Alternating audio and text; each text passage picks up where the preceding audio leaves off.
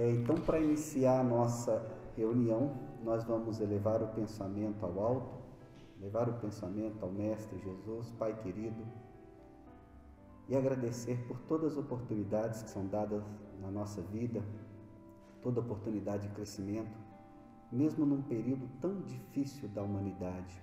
Tenho certeza que todos estão se modificando de alguma maneira.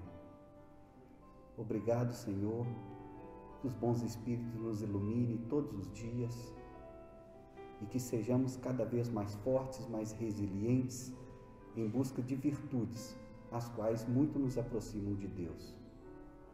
Obrigado, Pai, esteja conosco hoje e sempre, que assim seja. Bom, eu vou lembrar também que nossas palestras estão sendo gravadas e jogadas no canal do YouTube, ok? Então, se por algum motivo não der para você vir naquela segunda, né, assistir a nossa palestra, é só você olhar lá no canal. Aí, gente, como é que chama o canal? Amor e Luz Bambuí, ok? Que as palestras costumam estar lá. Pode ser que por algum motivo não deu para a gente gravar, a gente acaba perdendo também, aqui a gente erra bastante também, e por algum motivo pode não estar naquele dia, mas a maior parte das palestras estão lá, ok? Então, pessoal, hoje o nosso tema é um tema de certa forma complexo, que é o perispírito. Meu Deus do céu, eu acho que é um dos temas mais difíceis que eu já estudei, que eu já preparei para vir falar. Assisti 3 autores diferentes, né, explicarem o perispírito, cada um com sua didática. E mesmo assim, é aquele assunto que você acaba ainda tendo bastante dúvida, ainda não dominando completamente, mesmo porque é um assunto muito profundo, muito complexo. Então, o que nós vamos passar aqui é uma noção básica sobre o perispírito, ok? Há algumas semanas atrás, 3, 4 semanas, a gente estava falando aqui sobre espírito, princípio fundamental da doutrina espírita, espírito. Hoje a gente continua nesse estudo dos princípios fundamentais da doutrina espírita. Se você olhar naquele cartazinho ali, ó, você vai ver os 15 princípios básicos da doutrina espírita. Eu não sei, parece que ele começa dos mais importantes. Primeiro Deus, depois Jesus, espírito, perispírito. Se é que a gente pode dizer que existe uma ordem de importância, se você pegar os 3 primeiros, provavelmente. Mas é muito importante dentro da casa espírita que a gente, né, gaste aí algumas reuniões para a gente poder estudar os princípios básicos. E é óbvio, sempre relacionando esses princípios básicos àquilo que a gente tem de modelo, guia, conduta, que é o Evangelho de Jesus Cristo. Ok? Então hoje nós vamos falar um pouco daquele 4º princípio básico ali, o perispírito. Como o nome já diz, peri, alguma coisa que está ao redor do espírito. E a gente vai tentar entender qual que é a função desse perispírito, ok? Como esse perispírito se forma, por que o perispírito é individual, ele se conserva? Sim, não? Então nós vamos tentar responder a essas perguntas, ok? Bom, recapitulando, para a gente começar a falar de perispírito, é óbvio que a gente tem que lembrar do que é o espírito. E a gente gastou uma reunião inteira falando do espírito. O espírito são seres inteligentes da criação. São seres criados por Deus, são criados simples e ignorantes e vão evoluindo a partir do mérito próprio, em busca, né, com vista a se tornar cada dia mais perfeito. É como se esse espírito fosse matriculado em uma ou várias escolas. E em cada escola ele vai aprendendo alguma coisa, até que chega um ponto que ele torna-se mais perfeito. Ok? Então esse seria o espírito. Então o que seria o perispírito? Olha só, resumindo de uma forma mais simples, mas mesmo assim, mesmo simples, complexa, o perispírito seria isso aqui, vejam bem, é uma rede de filamentos energéticos unidos aos plexos do corpo. Essa foi a definição que eu encontrei, que resume de forma mais direta e mais clara o perispírito. Vamos ler de novo. É uma rede de filamentos energéticos unidos aos plexos do corpo. Que difícil, hein? Mesmo assim, complexo. O que são plexos do corpo? Tem a ver com chakras? Mas no Espiritismo a gente fala sobre chakras, sobre plexos.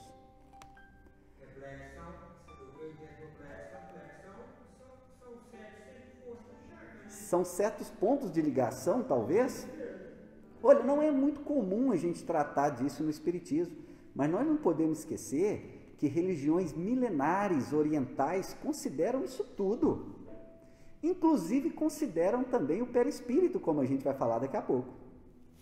Tá? Então, essa foi a definição assim, mais simples e objetiva que eu encontrei. Mas vamos tentar definir de uma maneira diferente esse perispírito para ficar mais claro? Imagina que você tem um abacate. Você tem um abacate na mão. Lá dentro tem o caroço, o embrião, a semente. Ok? Essa semente seria o espírito. A casca que você está vendo, externo, seria o corpo. Para fazer a ligação entre o embrião, a semente, e a casca, nós temos a polpa. Essa polpa, então, seria o perispírito. Em resumo, de uma forma assim didática e mais simples, o perispírito é simplesmente aquele conjunto de energias, filamentos energéticos que circulam o espírito para ligar ele ao corpo, à matéria. Por quê? Porque ele não consegue ligar diretamente ao corpo. O espírito, ser inteligente, que não tem forma, como a gente comentou, ele não tem forma. Para os nossos olhos ele seria o que? Luz, uma chama, não sei o que ele seria. Ele não tem forma, ele não consegue se ligar ao corpo, ele não consegue ligar a matéria. Você não tem um elo de ligação, você não tem uma cola. O perispírito, então, seria esse elo de ligação, onde o espírito vai poder exercer a sua ação, a sua vontade sobre a matéria. Complexo, né? Isso, assim, é claro que existem algumas definições bem mais complexas, mas muitas vezes, se a gente estudar demais aquele assunto, ok? Dentro da ciência, dentro do espiritismo, muitas vezes a gente pode correr o risco de ser como levita, né? Como sacerdote, e não ser o bom samaritano, porque o que mais importa são as ações, no sentido que o que mais importa é se você aplicar todo o conhecimento que você tem no dia a dia da sua religião, que você está estudando, na sua vida. Então, assim, nós não estamos tão preocupados em entender a ciência do perispírito, mas nós temos que tentar saber pelo menos o mínimo para tentar aplicar em alguma coisa, ok? Bom, assim o espírito necessita do perispírito para se ligar à matéria. Até aqui alguma pergunta, alguma colocação? Então vamos lá. Olha só, depois então dessa conceituação inicial. Como que outras religiões, principalmente essas religiões mais orientais, como é que elas veem o perispírito? Olha que interessante. O perispírito, o termo perispírito, não foi cunhado por... Quer dizer, o termo, a palavra foi cunhada por Kardec. Mas a ideia de perispírito é muito antiga. Vejam bem que interessante, olha, conforme a filosofia, nas eras primitivas se chamava de corpo-sombra. Para os índios, liga Sharira. No Antigo Egito, é o Ka. Para a teosofia, corpo astral. Segundo Paulo de Tarso, corpo celeste. Para a filosofia do século XIX, mediador plástico. E finalmente para o espiritismo, perispírito. Então nós estamos conceituando uma coisa, né, um item de conhecimentos milenares. Kardec só pegou e estudou melhor. E hoje, a partir das obras de Chico Xavier, a partir dos relatos de André Luiz, hoje se tem muito mais conhecimento do que é o perispírito e qual que é a influência do perispírito na nossa vida. No sentido que, como que eu cuido melhor do meu perispírito? Quais que são as propriedades do meu perispírito? Ok? A partir disso, mas é um conhecimento bastante antigo, né? Bom, o que o Livro dos Espíritos fala do perispírito? Perguntas 93 a 95, dentre outros assuntos. Ele sempre está tocando no perispírito, ok? O perispírito é algo que influencia várias outras propriedades. Pode ter a ver com karma também, embora a gente não fale tanto de karma no espiritismo, a gente usa outras palavras, mas tem a ver também. Mas o que o Livro dos Espíritos fala? Olha só, o Livro dos Espíritos, eu acho que todo mundo aqui conhece, ok? É um livro de perguntas e respostas, com 1000 e poucas, eu não lembro, 1000 e quantas, Brás? 1000 e quantas perguntas?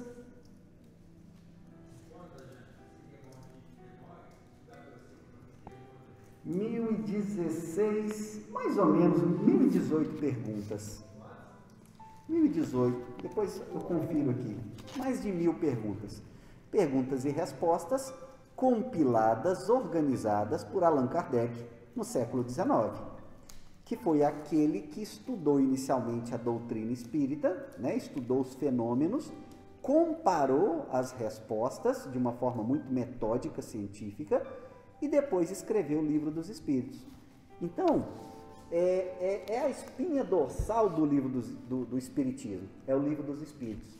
A partir do Livro dos Espíritos surgiram 4 outros livros, que foi o Evangelho segundo o Espiritismo, a Gênese, o Livro dos Médiuns e o Céu e o Inferno.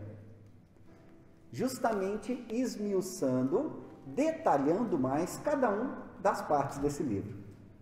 Então, se você vir aqui nas perguntas 93 a 95, nós vamos ler sobre o nosso tema principal, que é o perispírito. Vamos lá. Vejam bem quais são as perguntas e as respostas sobre o perispírito.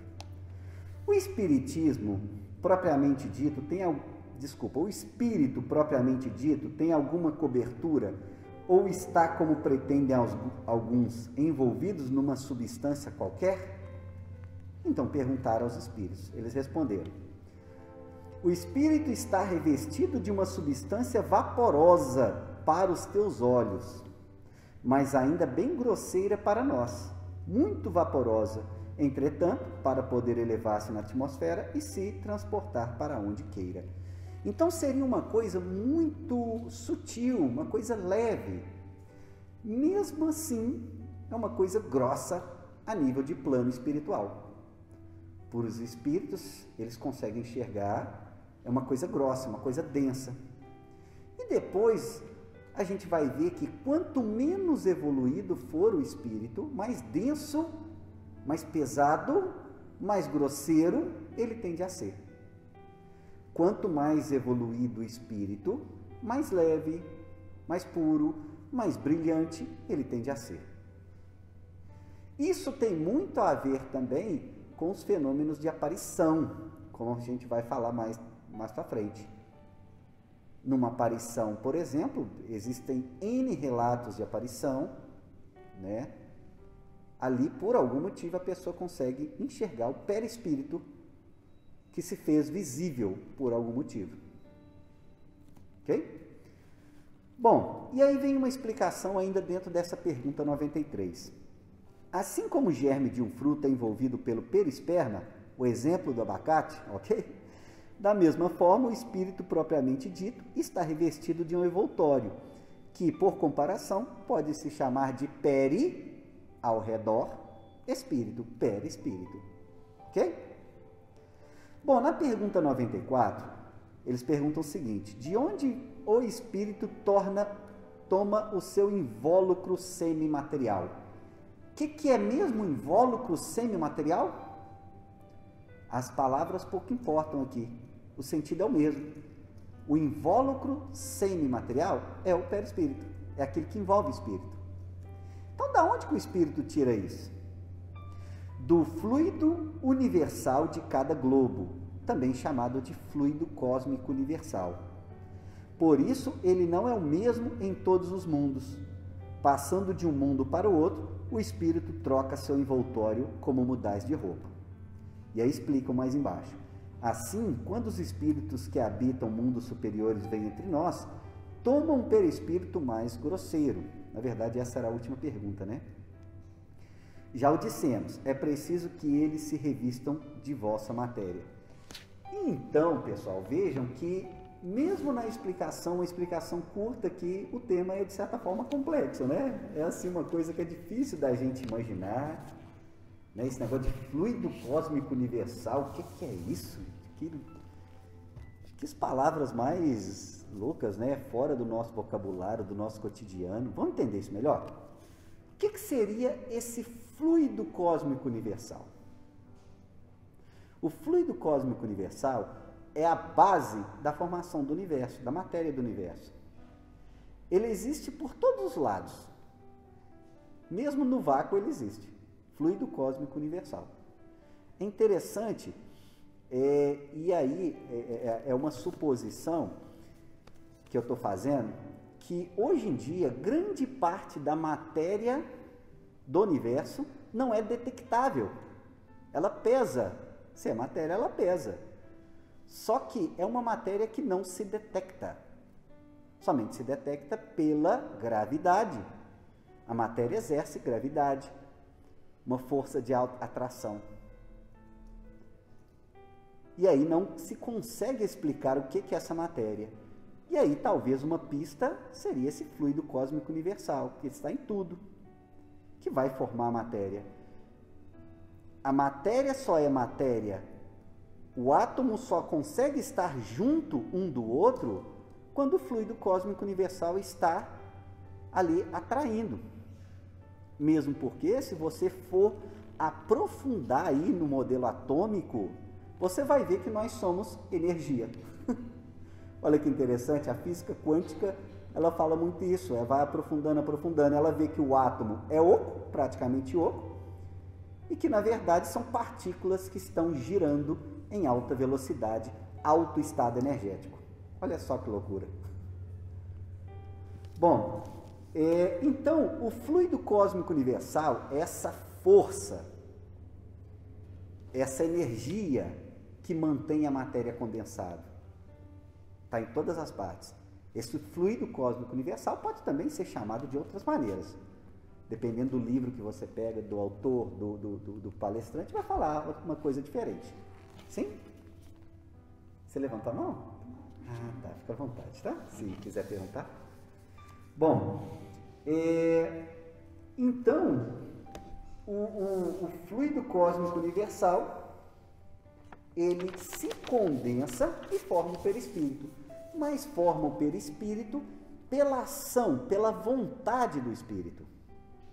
É como se o espírito queresse moldar aquilo que está à sua volta, ele conseguisse pela sua vontade, e pela vontade muitas vezes você pode mover montanhas, né? Não do jeito físico, mas no sentido de fazer as coisas acontecerem. E aí ele pode moldar o que está à volta dele. E ele pode moldar da maneira que ele quer. Olha que interessante. Conforme cada globo. Aqui a gente vai ter um perispírito, talvez em outro globo que eu não consigo imaginar a situação, ele pode ter um perispírito totalmente diferente. Ok? Bom, então o espírito molda, individualiza o fluido cósmico universal para criar seu perispírito, conforme as condições de cada globo. O perispírito sofre bastante influência da sintonia em que vive o indivíduo. Olha que interessante. Então quer dizer que cada espírito vai ter um perispírito? Sim.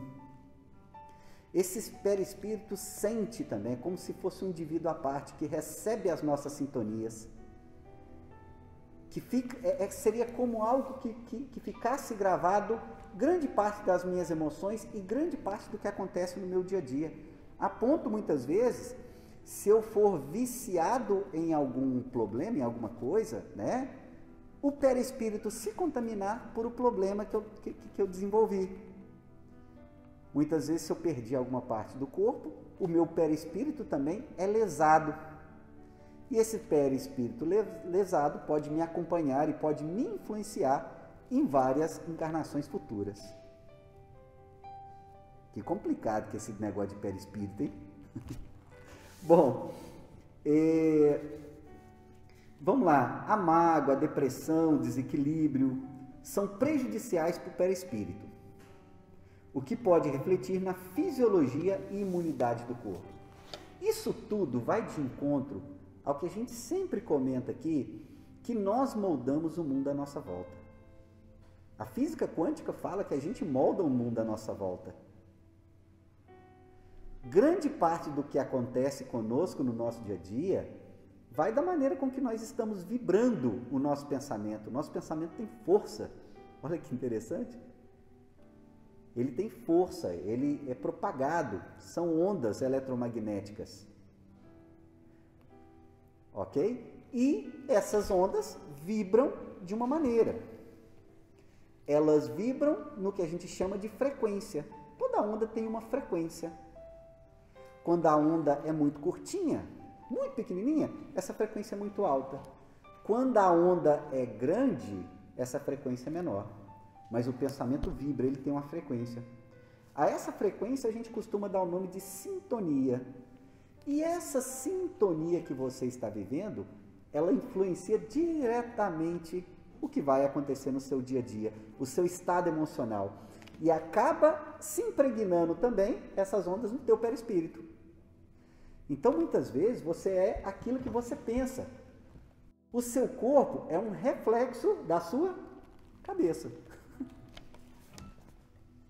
Eu acho que, de alguma maneira, todo mundo já percebeu isso.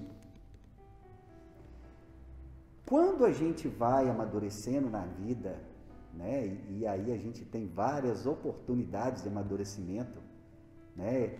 Quem tem aí pelo menos uns 30, né? Uns 40, não sei, ou quem ainda é jovem, mesmo quem é jovem já percebeu isso claramente, que com o passar do tempo a gente vai cada vez amadurecendo, a gente vai mudando a nossa sintonia e a gente vai buscando cada vez coisas melhores para a gente, para o nosso dia a dia, para o nosso bem-estar, para o meu eu, para a nossa família. E a partir do momento que você muda o seu pensamento, você muda também o que acontece com você. Olha que interessante. E esse pensamento influencia até o teu perispírito. E o perispírito influencia teu corpo. O pensamento está no espírito.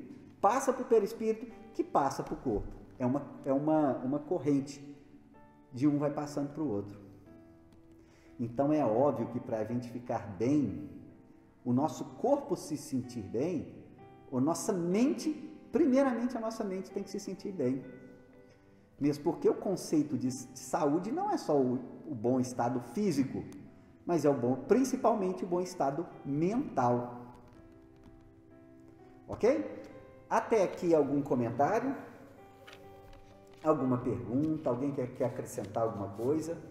Esse assunto é assim, ele é complexo, muitas vezes a gente fica lendo, gente, mas será que é isso mesmo? Será que esse povo não está viajando demais, não?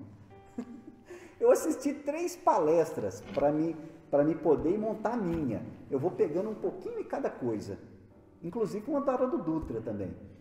E aí tem hora que eu penso, gente, mas que coisa difícil de entender. Será que eu não estou pronto para entender isso? Ou será que é complexo demais para minha cabecinha, que ainda é muito pequena? Não sei. Ou talvez está me mostrando que eu preciso estudar mais. Né? Bom, para a gente finalizar, eu vou passar algumas propriedades do perispírito. Ok? Algumas a título mais de curiosidade, mas algumas têm um impacto grande na vida da gente, que pode ser interessante para a gente aplicar no dia a dia. Olha só, na maioria das vezes, o perispírito é imponderável. Você não consegue pôr a mão, você não segura o perispírito. E, na maioria das vezes, ele é invisível para os encarnados. Você não vê perispírito de ninguém. A não ser em alguns estados, por exemplo, estado de vigília, quando você acaba de acordar, talvez você está um pouco sonâmbulo. Ou por algum motivo, há pessoas que têm maior facilidade, maior nível mediúnico, uma mediunidade mais desenvolvida e conseguem enxergar. Muitas vezes o perispírito se apresenta na forma de uma luz, de uma áurea, né? Conforme nós vamos comentar ainda. Bom, pode emitir luz, o perispírito pode emitir luz e a pessoa conseguir enxergar essa luz, e essa luz é justamente a aura que é a expansão do perispírito. Eu não sei por qual motivo uma pessoa consegue ver isso. Acredito que tem a ver com a sua fisiologia, mesmo porque a mediunidade tem a ver com a fisiologia, principalmente glândula pineal. Mas, em algum momento também, eu posso estar assim, meio sonolento e ter mais facilidade para enxergar o perispírito. Vocês conhecem alguém que já viu áurea? Brás, você conhece alguém? Não conheço. Ok. Aqui na casa espírita tinha uma pessoa que comentava, que via. Bom, essa áurea, essa luz, pode variar. Varia conforme o dono, conforme o espírito. Ela tende a ser mais brilhante ou tende a ser menos brilhante. Conforme nós comentamos, o perispírito pode ser mais leve, quase se confundindo com o espírito, para espíritos superiores, ou pode ser mais pesado. E aí, no mundo espiritual, os relatos são que um espírito consegue ver o que o perispírito traz de gravado nele. Muitas vezes, as suas imperfeições estão gravadas no seu perispírito. Isso não é fácil da gente ver, mas no mundo espiritual pode ser mais fácil de se ver, né? De espírito para espírito. Bom, não morre com a matéria. O perispírito é individual, você vai levar. E a morte mesmo do corpo vai se dar a partir do momento que o perispírito estiver se desgrudando do corpo. Entenderam? Por exemplo, se o perispírito está grudado ao corpo através dos plexos, através de alguns pontos de energia, eu não sei bem o que é os plexos, pelo que eu entendi são pontos de energia, é necessário que o perispírito se solte do corpo para que aconteça a morte. Entenderam? É claro que é o seguinte, a morte com que a gente conhece é a falência múltipla dos órgãos, na maioria das vezes. Os órgãos não funcionam e para. Mas pode acontecer do perispírito daquela pessoa ficar ali por muito tempo. Inclusive, há relatos de pessoas que sentem a própria decomposição. Luiz, Sim. o perispírito é o mesmo ao reencarnar? Sempre? Sim, mas é claro que o seu perispírito funciona como um HD de computador que vai trazendo grande parte do que você era, das suas memórias, das suas imperfeições. Então, a partir do momento que você vai evoluindo, seu perispírito também evolui, no sentido que ele vai ficando cada vez mais leve, menos matéria, entendeu? E esse perispírito é interessante, esse perispírito também acaba moldando o novo ser. Nós vamos falar disso também. Bom, então esse perispírito, é o próximo aqui, ó, é o que você comentou, pode carregar o histórico do indivíduo. Não sei explicar com muito detalhamento, mas quando a gente passa de uma escola para outra, de uma encarnação para outra, a gente leva também esse perispírito. Só que esse perispírito pode ser moldável conforme a minha ideia. Se eu, como espírito, quero me apresentar de uma maneira a uma pessoa, eu posso moldar ele assim. Entendeu? Então, por exemplo, no fenômeno da aparição, se uma pessoa aparece para outra e ela reconhece, provavelmente o espírito ou moldou seu perispírito para que fosse reconhecido. Bom, continuando aí. Pode atuar fortemente no fenótipo do ser, moldar o corpo físico. O que é a nossa aparência? A nossa aparência é o meio que atua sobre nós, mais a nossa genética.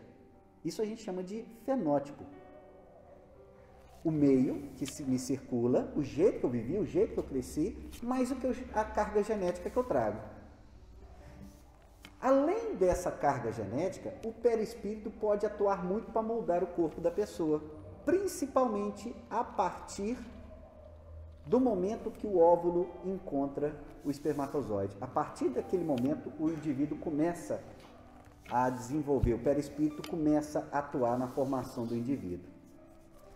E eu acho que a gente está complicando em vez de tá descomplicando, né? Vamos lá. Pode se moldar conforme a vontade do indivíduo, é o que a gente comentou, ele se molda, ele é plástico, né? Vai se moldando. No fenômeno das aparições, por algum motivo que eu não sei explicar, ele se fez visível, ou aquele indivíduo conseguiu enxergar, e pode ter até cheiro. Olha que interessante. Essas particularidades, essas propriedades, são algumas entre outras. Teriam mais propriedades, porém muito mais complexas também.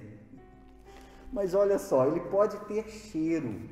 E aí é muito comum relato, eu já vi, por exemplo, relato de pessoas que sentiram o cheiro de cigarro. Uma vez a gente estava em Pratinha assistindo o trabalho mediúnico do Júlio, e aí a gente estava lá, minha esposa sentiu o cheiro de cigarro.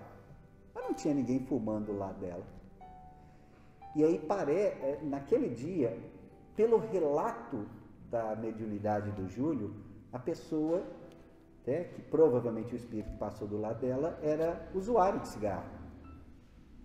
Eu acredito que possa ter um efeito muito forte aí para ela ter sentido esse cheiro de cigarro. É comum também, por exemplo, se tua avó, você via nela um cheiro, você lembra da tua avó, lembra do cheiro dela, da cozinha dela. Então, muitas vezes você sente esse cheiro no dia a dia. É uma coisa assim muito difícil de explicar, mas que tem muito a ver com o perispírito, essas lembranças, mesmo porque tudo aquilo vai ser acumulado no perispírito.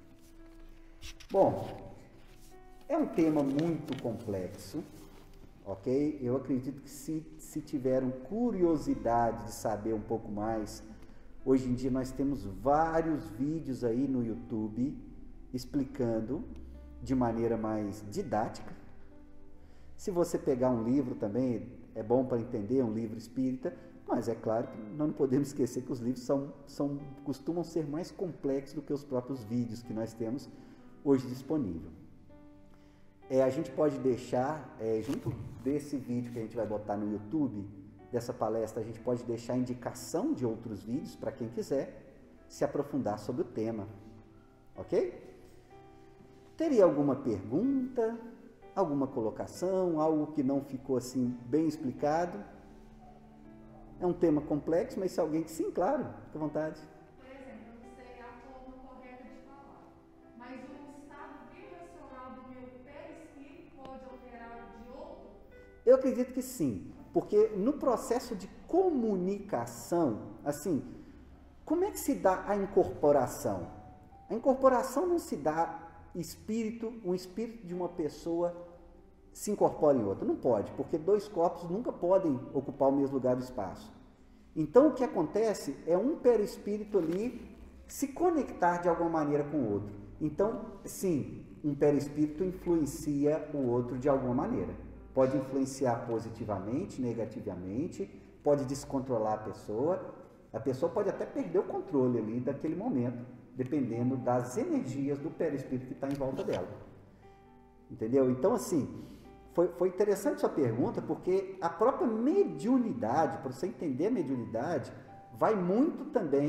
tem muito a ver com o conceito de perispírito.